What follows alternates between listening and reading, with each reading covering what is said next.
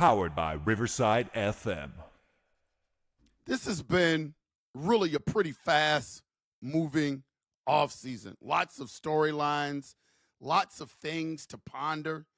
I mean, it's just been kind of wild, and the Minnesota Vikings are kind of at a crossroad right now on which direction do they want to continue to take. So I want to talk about the real impact of the Minnesota Vikings free agency. I mean, they're literally setting up their team for the next 5 years with that J.J. McCarthy contract.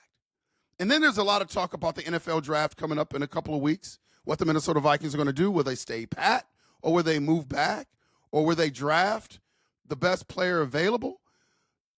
There's a lot of different things. It seems like every other day there's a different focus on what the Vikings should be focusing on. You know, one week is offensive line. Next week is they possibly could draft a wide receiver. Then another day could be a running back if a certain running back falls to you. So when you start having dialogue like that, you know, it's all about best player available. And then you got the $1 million question of who's going to be the number 2 quarterback for the Minnesota Vikings. So let's start with the offseason. There's been at least 5 teams that I've heard of that have been mentioned along with the Minnesota Vikings as having great free agency period in 2025. You can throw the Washington Commanders out there. You can throw the Chicago Bears out there. You can throw the Denver Broncos out there.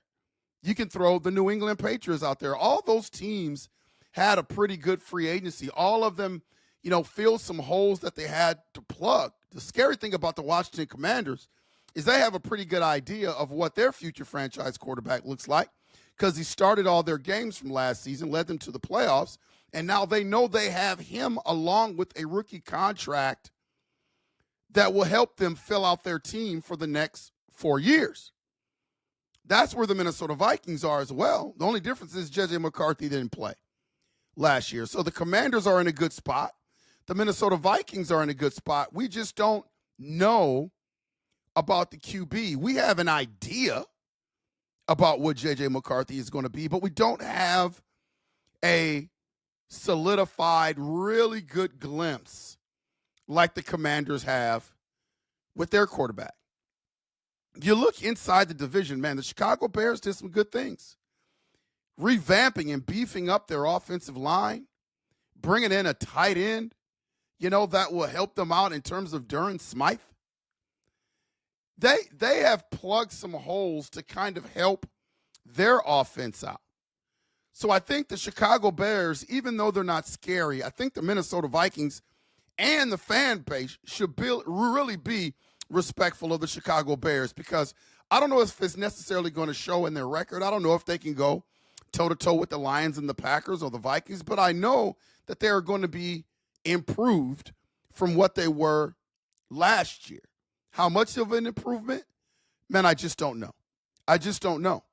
But they are a team that really, really needs to be respected. When I look at the Minnesota Vikings, I look at their key additions, guard Will Fries and Ryan Kelly, defensive tackles, Jonathan Allen, Javon Hargrave, cornerback, Isaiah Rodgers, Jeff Okudah, safety, Tavares Thomas, wide receivers, Rondale Moore, Tim Jones, and then tackle, Justin Schooley, and linebacker, Eric Wilson. Like, these are not scrub offensive additions. These are really good additions. Some additions are meant just to have a bigger impact, like Will Fries and Ryan Kelly.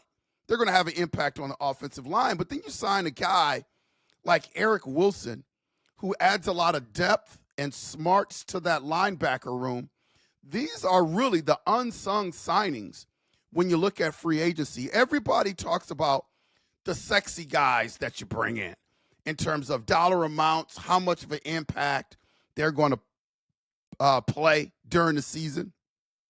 But then you have these guys like Eric Wilson, Isaiah Rodgers, that probably on the surface are not high-impact signings, but are going to be pretty significant once the season starts and you start to really put your eyes on the Minnesota Vikings team. I'm also going to talk about just major deals that were done, bringing back the right guys. Sometimes these decisions are hard in the front office where you get emotionally attached to players. The fan base gets emotionally attached to players. If you think that, the GM and the owners don't think about this kind of stuff, you're wrong. I mean, albeit it's a different sport, but look at what the Dallas Mavericks did to their fan base and their popularity in the city when they traded Luka Doncic. I mean, that's been huge mistake for the Dallas Maverick organization. It may turn out to be a great thing down the line, but man, right now, that stings. So bringing back guys for the Vikings like Byron Murphy, Harrison Smith, Aaron Jones, Ryan Wright, and then signing Theo Jackson to that extension are just bold moves underneath the surface of all of the big name free agents that are coming in where we know that they are going to make an impact. Like, these are great moves. And this is why I tout the Minnesota Vikings as being one of the better teams in the league, because I think they've plugged every hole and put themselves in a great situation. Now, the question, and like all of the energy that's been swirling around us during the offseason, and for some people, they're right, it has overshadowed our free agent acquisitions, is the whole question about quarterback. Is it J.J. McCarthy? Is it Aaron Rodgers? Who's going to be our number two? That seems to be the position that everybody kind of cares about. And I will say to that, there should be some concern because all those areas seem to be pretty solid with depth, and I think that's only going to be enhanced with the draft.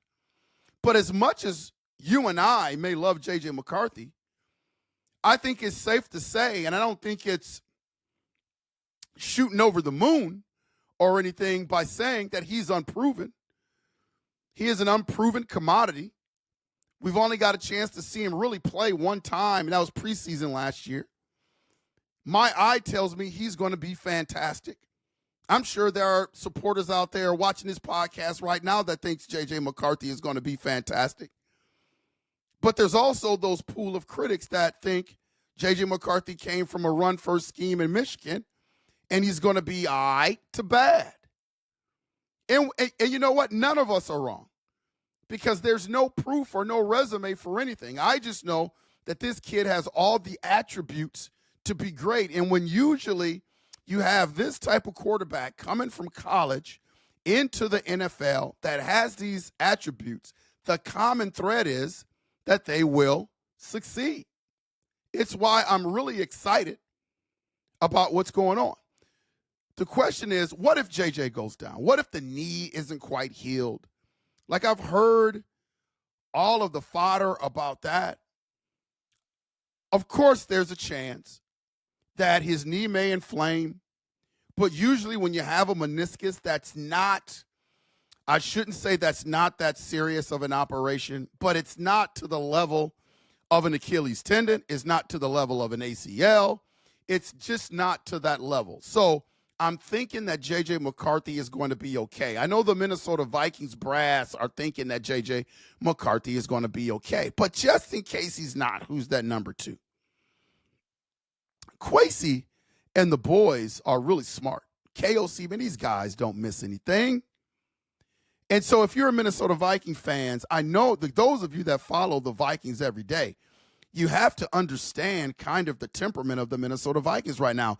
Does it seem like there's a sense of urgency in signing a number two quarterback? No, there's no sense of urgency right now. And that feels strange because you know they're not happy with their quarterback room, even though Kwesi Adofo-Mensah came out and said that during the press conference. They can't be happy because Rippon is not going to be your number two. So because they're not pursuing anything aggressively right now or anything that's been reported, there's got to be something going on underneath the table. And my guess is they are going to bring in Joe Flacco because there's no steam on Joe Flacco either. At least Tannehill was here to visit. So if they wanted Tannehill, he doesn't count against the compensatory pick formula. They could have signed, sealed, and delivered him before he left the campus in Eagan. But they did not. So that means, in my opinion, I think they've moved on from Tannehill. Now, things could change, but Tannehill had his chance to sign. So they're waiting on something. And my guess is after the draft, where it doesn't count against the compensatory picks, I think it's going to be Joe Flacco. There's been some steam that the Minnesota Vikings, with one of their 4 draft picks right now, that they may draft a college quarterback, Will Howard from Ohio State, names like that, to come in and possibly back up J.J. McCarthy. I don't like that idea because you have another young guy. I think you need an older guy that could be a mentor to J.J. McCarthy. That's just my feeling. So this is what's going on with the Minnesota Vikings. Again, I think we're in a good place. 2 weeks from now, we'll have a lot of answers, UP Nation. We'll have a lot of answers, Minnesota Vikings fans, and all these things, all these puzzle pieces that are still left out on the table. Everything's going to start to come together for OTAs, and I'm excited and can't wait to get to that point. This has been Unconventional Playbook. Please hit that like and subscribe button. Please consider becoming a member. Those that become a member will have an opportunity to be entered into a drawing to win a Minnesota Vikings Winter Warrior jersey. And again, as always, we will see you when we see you, UP Nation. Skol.